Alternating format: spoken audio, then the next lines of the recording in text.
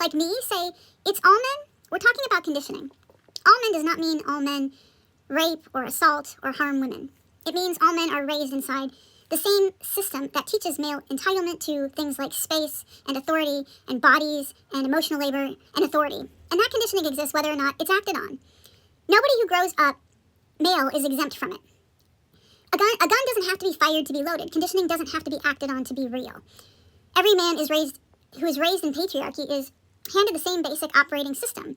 So I'm not trying to say that this woman is evil, but it's just that the narrative that she makes is a good example of how this type of evil arises. And I want to start with the quote or the main idea that she brings up, that all men are conditioned by this unfair patriarchy through these roles that unfairly benefit them. And I want to show some examples of how the opposite can be the case too with these same roles. And more than that, I want to make the claim that people misuse their positions of power, which is much different than what she's trying to say, as I believe a lot of feminists would say that women do not have inherent positions of power. So when you think about the typical evil guy, or like the power that a man will usually have, it's typically physical, like physical force, or the autonomy to make an important decision, right? Like institutional, as feminists would say.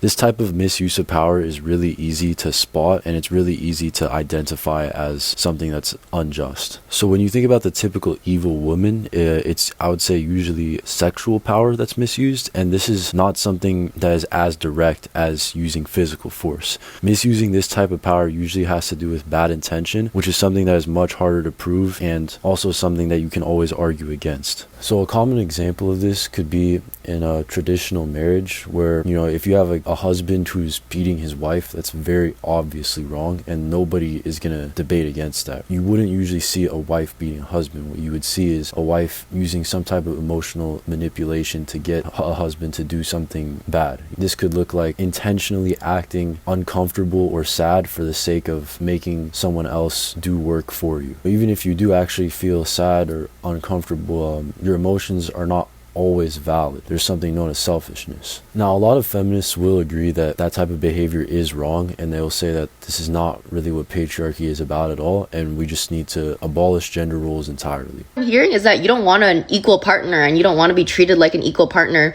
You want a caregiver, and you want to be infantilized. But mind you, infantilization and paternalism is still a form of oppression. It's just marketed better. And this kind of paternalism is the same logic that they use to justify slavery. Like anti-abolitionist slaveholders would be like, oh, but like, I treat my slaves so well, so what's the problem? So while many feminists advocate for equality with no gender roles, which sounds great on paper, I feel like a lot are not aware of what this would realistically entail, as the main focus is on their oppression and not on being responsible for possessing any type of power. And so I want to provide some examples to show how a woman can misuse power, especially without having an awareness of the capability to do so. Back to what I was saying before, I believe that all people are most likely severely misusing the power they have regardless of what gender you are. And you can obviously see how men misuse theirs in very apparent ways, but it can be harder to spot with a lot of women, which is why I'm going to provide some examples. So I want to make a hypothetical where a husband and wife are being attacked by a bear in the wild. If the husband stays and wife leaves, this is obviously normal. The husband's doing his job and brutally dies. If the wife stays and the husband leaves, then he's typically seen as a coward and judged a lot. Now, obviously, a feminist would say that this is unfair, and ideally the man should not be judged any more than the woman for running,